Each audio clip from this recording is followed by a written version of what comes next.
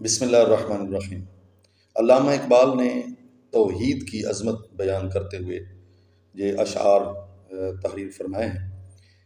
تو کیونکہ توحید مرکز ہے، پوری کائنات کا مرکز ہے، اللہ حی ہے، قیوم ہے، ذوالجلال والاکرام ہے، قل اللہم مالک الملک تؤتی الملک من تشاء وتنزع الملک ممن تشاء وتعز من تشاء وتذل من تشاء بیدک الخیر انک علی کل شیء قدیر۔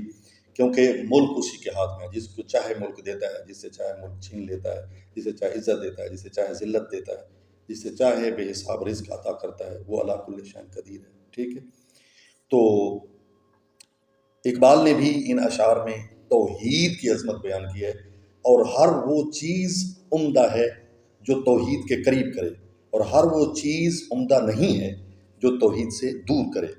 تو آئیے سنتے ہیں۔ فرماتے ہیں، اللہ سے کرے دور تو تعلیم بھی فتنہ، اللہ سے کرے دور، حالانکہ تعلیم اچھی چیز ہے، لیکن اقبال فرماتے ہیں کہ اگر تعلیم اللہ سے دور کرتی ہے تو وہ حقیقت میں تعلیم نہیں ہے بلکہ وہ فتنہ ہے۔ ٹھیک ہے، املاک بھی اولاد بھی جاگیر بھی فتنہ۔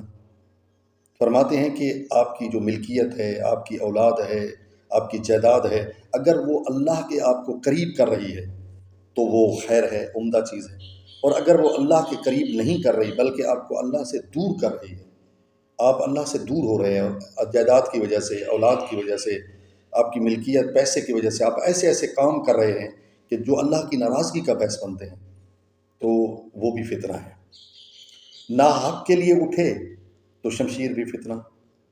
تلوار جو ہے اگر ناحق کے لیے اٹھتی ہے، حق میں نہیں اٹھتی، کسی آدمی کو ناجائز قتل کر دیتی ہے وہ تلوار، تو فتنہ ہے، وہ اچھی چیز نہیں ہے۔ ٹھیک ہے، تو آخر میں فرماتے ہیں، شمشیر ہی کیا نعرہ تکبیر بھی فتنہ۔ تو شمشیر تو کیا چیز ہے؟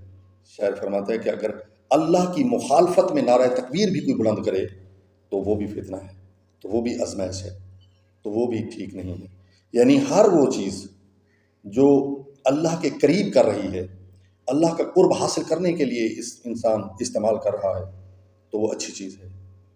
ٹھیک ہے، ورنہ وہ آزمائش ہے انسان کے لیے، جس طرح قرآن نے کہا وَاعْلَمُوا أَنَّمَا أَمْوَالُكُمْ وَأَوْلَادُكُمْ فِتْنَةٌ، کہ آپ کی اولاد اور مال اور اولاد تمہارے لیے آزمائش ہے۔ تو لہٰذا ہمیں چاہیے کہ ہم ہر وہ کام کریں اور ہر وہ چیز صحیح استعمال کریں جو ہمیں قرب خدا کی طرف لے جائے، اللہ کے قریب کریں، اللہ کو راضی کرنے کے لیے ہم ہر قدم اٹھائیں، ہر بات کریں، ہر عمل کریں۔ ٹھیک ہے، تو دعا ہے اللہ تعالی ہم سب کو توحید کو راضی کرنے کے لیے زندگی بسر کرنے کی توفیق نصیب فرمائے، اور ایسے کام کرنے کی توفیق نصیب فرمائے جس سے اللہ راضی ہو جائے۔ السلام علیکم ورحمۃ اللہ۔